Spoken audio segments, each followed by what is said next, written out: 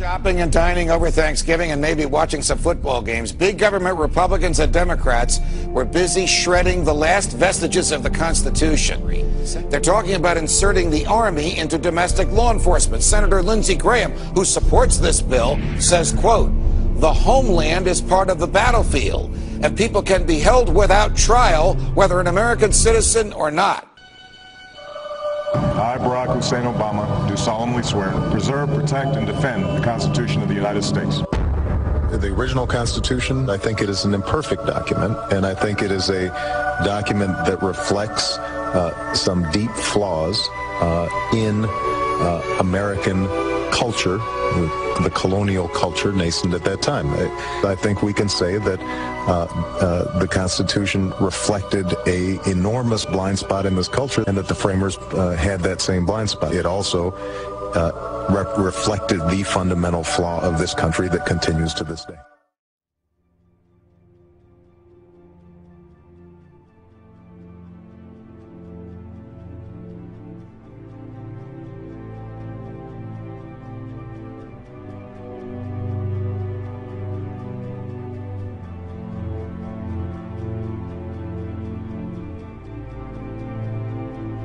The Senate will pass tomorrow a bill allowing the American military to imprison American citizens indefinitely without charge or trial.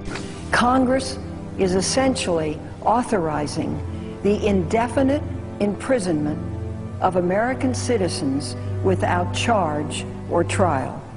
I think that denigrates the very foundation of this country. It denigrates the Bill of Rights. It denigrates what our founders intended. How bad is this?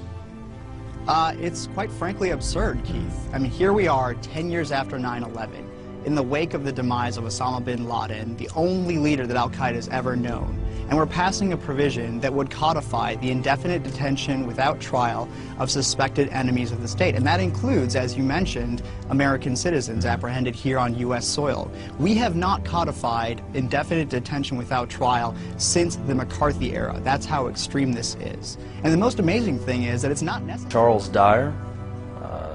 I'm an oath keeper. I'm with the 1st Light Armored Reconnaissance Battalion out of Camp Pendleton, California.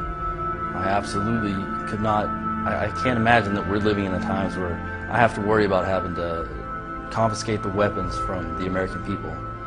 Is that freedom? It's absolutely not freedom. That I have to worry that we're going to quarantine a city for the purposes of keeping them there hostage, like Katrina? Absolutely not. That's not freedom in any way that you can think of it.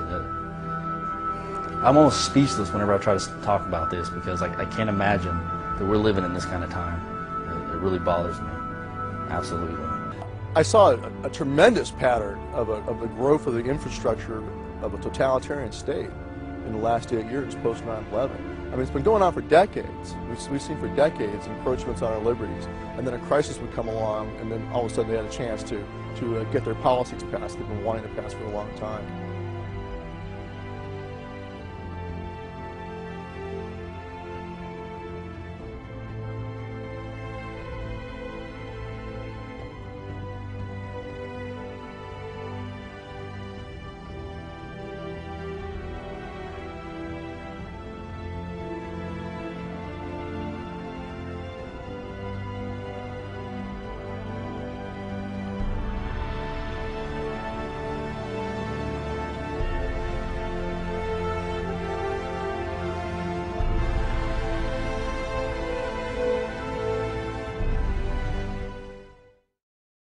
If you need a painted picture of what is happening in this country, let's recognize how history repeats itself. In February 1933, Hitler staged a false flag attack, burning down his own German parliament building, the Reichstag, and blamed it on communist terrorists. In the next few weeks, he passed the Enabling Act, which completely eradicated the German Constitution, destroying people's liberties. He then led a series of preemptive wars, all justified to the German people as necessary to maintaining homeland security.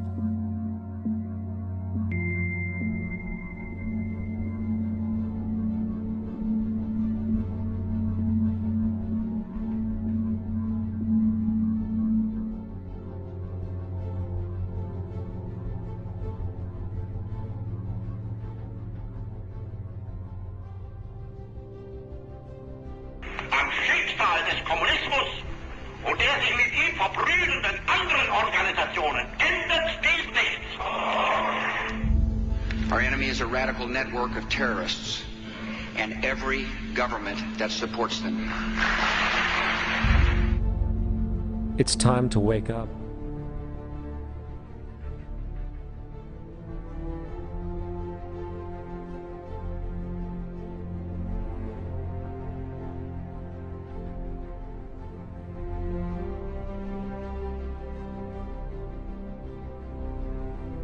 If your family was awakened in the middle of the night by a team of federal officers, well, that's exactly what happened to a woman and her children in Granville County. Amanda Lamb is in the newsroom joining us now. And Amanda, we understand that because this case falls under the Patriot Act, a lot of the usual rights for defendants not available here. Her son was taken into federal custody 2 months ago. She can't get him out, and she can't get any answers. 16-year-old Ashton Lundeby's bedroom is nothing if not patriotic. American flags everywhere. But according to the United States government, this 10th grader, who has never been in trouble with the law before, is now a suspected terrorist. My topic for this evening is assassinations. What have we allowed ourselves to become? Are we no longer a nation of laws? Have we become instead a nation of men who make secret arrests? Are secret prisons now simply another tool of the federal government law enforcement? Is secret rendition of individuals now permitted out of misplaced fear? Have we decided that the writ of habeas corpus is not worth defending? Is torture now an acceptable tool for making us safe? Unfortunately, the single answer to all of these questions from the leaders of our country and to many of our citizens appears to be yes. And now we are told that assassination of foreigners as well as American citizens is legitimate and necessary to provide security for our people. It is my firm opinion that nothing could be further from the truth. Secret arrests, secret renditions, torture, and assassinations are illegal under both domestic and international law. These activities should be anathema to the citizens of a constitutional republic. The real threat doesn't arise from our failure to torture, rather desensitizing our nation to the willful neglect and sacrifice of our civil liberties fought and died for over the centuries is the threat.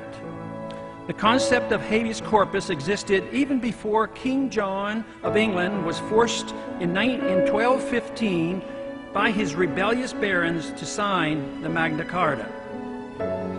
This basic principle and expression of individual liberty, which has survived 800 years, greatly influenced the writing of our Constitution and our common law heritage. Today, we hardly hear a whimper, neither from the American people or a stone silent U.S. government as our cherished liberties are eradicated. Instead, we have a government that deliberately orchestrates needless fear and makes people insecure enough to ignore the reality of their lost liberties. It should not be that difficult to distinguish the difference between the danger posed by the underwear bomber and the danger posed by a government that endorses secret prisons, torture, and assassinating American citizens.